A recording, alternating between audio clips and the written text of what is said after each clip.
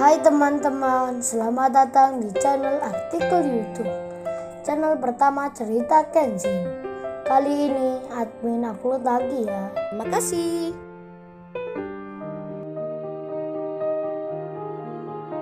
Kisah pemuda kaya, anak bos besar, pemilik 73 perusahaan, yang menjadi cleaning service.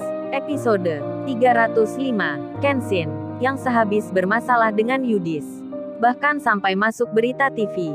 Berurusan dengan polisi, Kenshin pun kini tak sengaja malah ke rumahnya Rena. Ternyata hal itu ada sebab ceritanya. Kenshin yang sebelumnya mengantar Kaori pulang, ia pun sempat mampir di rumah Kaori agak lama. Ia ditanya-tanya mamanya.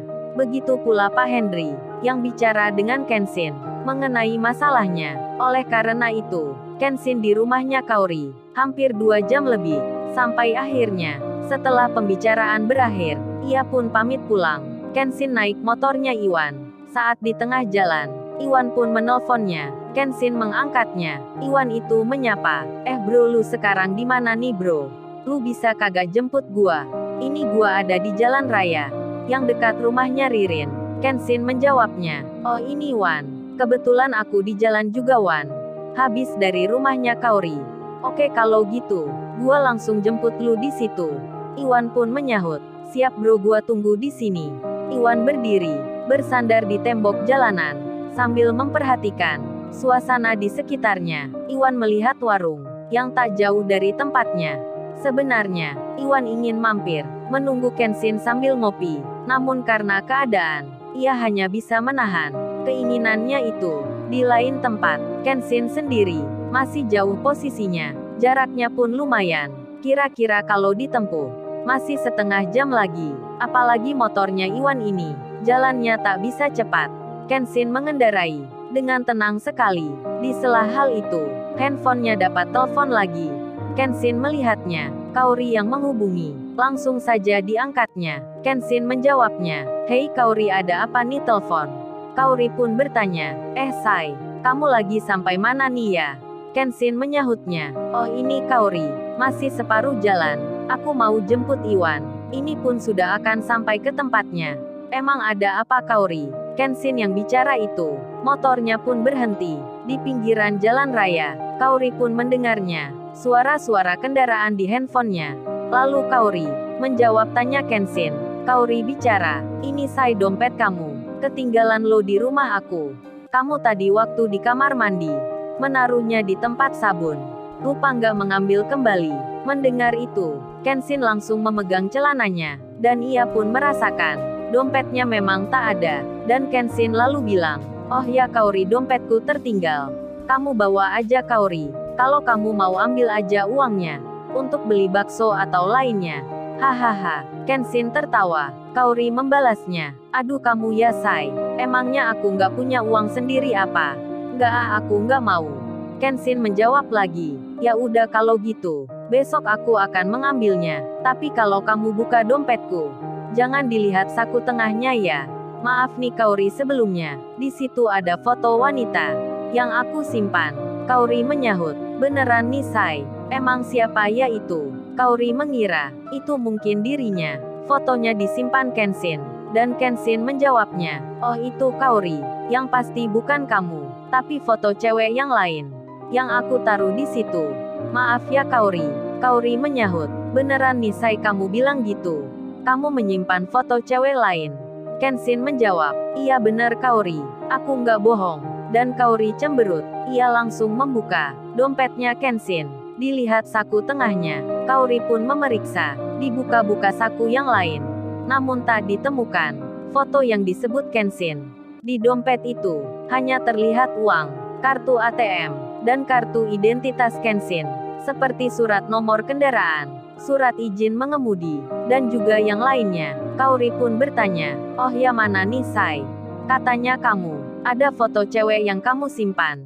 Kok nggak ada di sini? Kenshin menyahutnya, di saku tengah Kaori. Kamu coba aja lihat, ada kok di situ. Kaori pun melihatnya, lalu ia bicara, ini kan hanya uang Sai, bukan foto. Kenshin langsung menyahutnya, ya itu Kaori, coba kamu lihat aja uangnya. Gambarnya kan ada wanita, yaitu maksudnya, aku menyimpan foto wanita, yang jadi model uangnya. Hahaha, Kenshin tertawa. Kaori baru sadar, kalau uang ini, memang ada foto wanita. Kaori pun menyahutnya, nakal kamu say ngerjain aku. Awas kamu ya, aku nggak balikin dompetmu. Kenshin menjawabnya, aduh kalau dompetku gak balik, kan bisa gawat nih, entar aku ditanya polisi. Dikira warga asing. Hahaha, Kenshin tertawa lagi. Lalu ia bicara, ya udah aku tak jalan ya Kaori. Lagi ditunggu Iwan nih. Kan kasihan dari tadi, Iwan mungkin bosan di sana. Kaori menyahutnya, tapi kamu say, apa entar nggak khawatir ya? Kalau sewaktu-waktu butuh uang, dompet kamu di sini. Kenshin menjawabnya, aku nggak khawatir Kaori, kan habis gini ada Iwan. Jadi kalau butuh uang, ya pinjam Iwan dulu. Ini pun entar langsung pulang Kaori. Jadi kamu nggak usah khawatir ya sayang. What's nih? Kenshin kelepasan bicara, memanggil Kaori sayang. Makin adem jadinya. Kaori pun tersenyum. Benaknya bicara, tumben banget nih Kenshin menyebutnya sayang. Dan Kaori lalu bilang, ya udah say, kamu hati-hati ya. Entar kalau butuh apapun, kamu telepon balik ya. Kenshin menjawab, iya Kaori. Dan Kenshin menyalakan motornya. Sementara itu, Kaori yang di rumah, langsung ditanya mamanya, gimana Kaori, apa udah kamu bilang, kalau dompetnya Kenshin tertinggal? Kaori menjawab, udah mah Kaori udah telepon barusan. Dan mamanya bicara, ya udah Kaori simpan aja itu.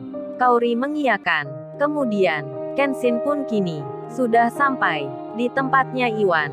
Dilihatnya Iwan itu, yang berdiri di pojokan. Kenshin pun bertanya, kok lu nggak menunggu aja Wan di warung? Ngopi-ngopi dulu di situ.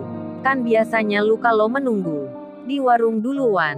Apa kamu udah ngopi di rumahnya Ririn ya? Iwan menjawabnya, iya bro tadi gua udah minum. Jadi ya nggak ke warung.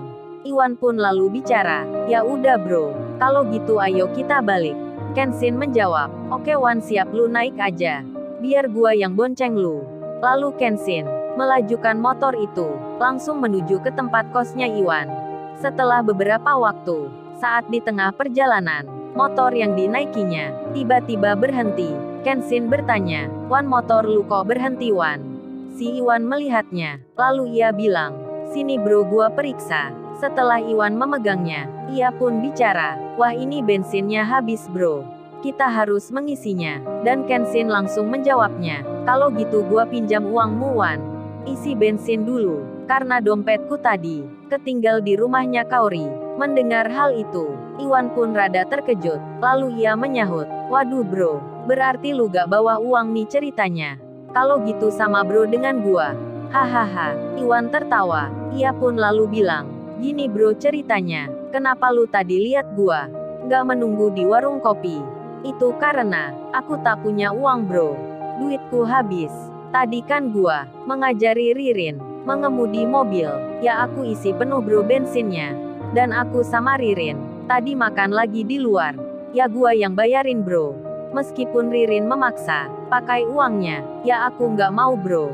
Ya itu jadinya, ATM-ku tak tersisa, tak bisa ditarik lagi, alias habis uangnya. Hahaha, Iwan tertawa lagi. Ia pun melanjutkan bicara, biasa bro gua kan cowok. Masa cewek yang bayarin? Harga diri bro, biar uang habis. Asal kita nggak malu. Itu tadi aja pulangnya. Pulsa terakhir telepon lu. Kalau lu nggak datang, ya gua jalan kaki bro. Waduh kasihan bener nih Iwan. Sampai segitu berjuangnya, ia berkorban demi Ririn. Lalu Iwan berkata, sejak dulu beginilah cinta, deritanya tiada akhir. Kenshin pun langsung tertawa. Sampai ia bilang, Wan, lu ada-ada aja, ngapain juga lu Wan, bawa-bawa puisi patkai segala. Iwan pun menyahutnya, ya itulah bro nyatanya, cerita cinta gua. Kemudian Kenshin bilang, kalau gitu, aku tak telepon orang rumah aja Wan. Namun belum 5 menit bicara, tiba-tiba Kenshin berpikir, benaknya berbisik, kalau memberitahu orang rumah, malah entar banyak yang datang. Apalagi tadi ada masalah, dan diketahui ayahnya, pasti hal itu masih sensitif. Dan Kenshin tak jadi melakukan. Kemudian, Kenshin berpikir lagi, apa harus menyuruh Kaori ya untuk mengirimkan dompetnya. Namun lagi-lagi, Hatinya pun membantah. Kenshin merasa sayang Kaori, karena tempatnya ini jauh. Apalagi nanti waktu diberitahu, Kaori pasti khawatir. Jadinya hal itu tak dilakukan juga. Kemudian Kenshin melihat nama jalan. Ia pun jadi teringat. Ternyata tempat ini tak jauh dari rumahnya Rena. Kenshin pun lalu bicara, "Wan, kalau gitu, kita ke rumahnya Rena aja Wan. Kan di sini sudah nggak jauh. Kamu masih ingat kan Wan? Waktu gua ajak ke sini." Iwan pun menjawab, "Oh ya bro, gua masih ingat. Terus lu entar ngapain di situ bro?" Kenshin menjawabnya, "Ya kita terpaksa Wan. Pinjam uang ke Rena untuk beli bensin. Daripada kita Wan menuntun motor sampai rumah." Hahaha. Kenshin tertawa. Dan kini Kenshin yang bersama Iwan itu telah sampai di depan rumahnya Rena. Si Rena sendiri yang berganti bajunya, ia yang di kamarnya bersiap akan keluar. Di tengah itu sempat dilihat olehnya handphone yang dibantingnya. Si Rena pun mengambilnya. Dilihat orang yang menelponnya, yang mengganggu mimpinya. Ternyata dirinya adalah Kenshin. Si Rena pun tersenyum. Lalu, bagaimana kisah selanjutnya? Subscribe channel ini untuk episode berikutnya. Terima kasih. Jangan lupa ya guys, untuk kelanjutan ceritanya ada di artikel YouTube. Jangan lupa subscribe ya guys, dan tekan notifikasinya